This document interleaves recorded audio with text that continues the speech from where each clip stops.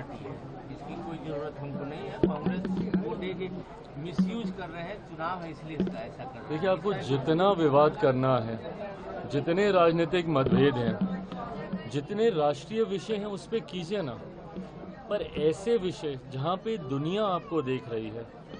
हमारे देश की, भारत की कैसी छवि आप दे रहे हैं, और इसका कारण क्या है मेरी समझ के परे है। कांग्रेस के उन्हीं के पार्टी के नेताओं का तो नाम दिया गया है ना। अब कौन कांग्रेस में है और कौन कांग्रेस का है, अगर आपको इतना ही संदेह अपनी ही पार्टी के लोगों पर है, तो फिर उनको पार्टी में आप लोग रखते क्यों हैं? और जब अंतर्राष्ट्रीय विषयों पर आप इस तरीके से विवाद खड़ा कीजिएगा, तो भारत की किस तरीके की छवि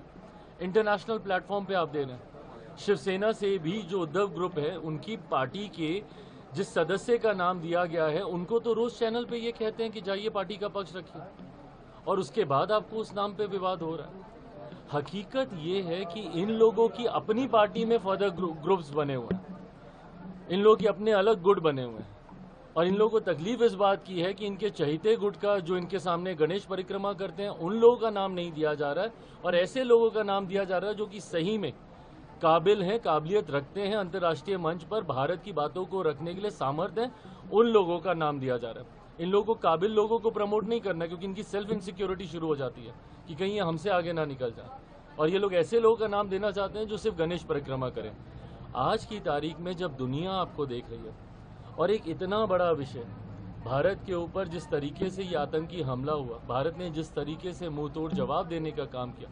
ऑपरेशन सिंदूर के माध्यम से जिस तरीके से भारत ने बिना किसी सिविलियन को किसी भी तरीके का नुकसान पहुंचाए, सिर्फ आतंकी अड्डों को निशाना बनाकर उसको समाप्त करने का काम किया, ये ऐसे विषय हैं जो अंतर्राष्ट्रीय मंच पर जाने जरूरी हैं। और ये कोई पहली बार इस तरीके का डेलीगेशन नहीं भेजा जा रहा, इससे पूर्व में भी ये सारी बातें हुई हैं, यूपीए के वक्त भी ये सारी बातें हुई हैं। तो उस वक्त इन लोगों ने तो कोई एतराज नहीं जताया था, जब यूपीए के गठबंधन का नेतृत्व भी स्वयं कांग्रेस कर रही थी। तो ऐसे में अंतर्राष्ट्रीय मंच पर जाकर भारत को अपना पक्ष रखना जरूरी है, और एक यूनाइटेड फॉर्म में भारत को अपने आप को रिप्रेजेंट करना है, एज वन यूनिट अपने आप को रिप्रेजेंट करना है। अगर उस यूनिट में फर्दर बाइफर्केशन दिखेंगे कि ये दल है, ये वो दल है, तो फिर उसका तो मतलब ही, उद्देश्य ही समाप्त हो जाएगा। ऐसे में विपक्ष के तमाम लोगों से मेरा विनम्र आग्रह है कि जितनी राजनीति करनी है देश के मुद्दों पर बैठ के कीजिए ना, राजनीतिक मुद्दों पर बैठ के कीजिए, बट ये ऐसे विषय हैं जिसके ऊपर कतई कोई राजनीति नहीं होनी चाहिए।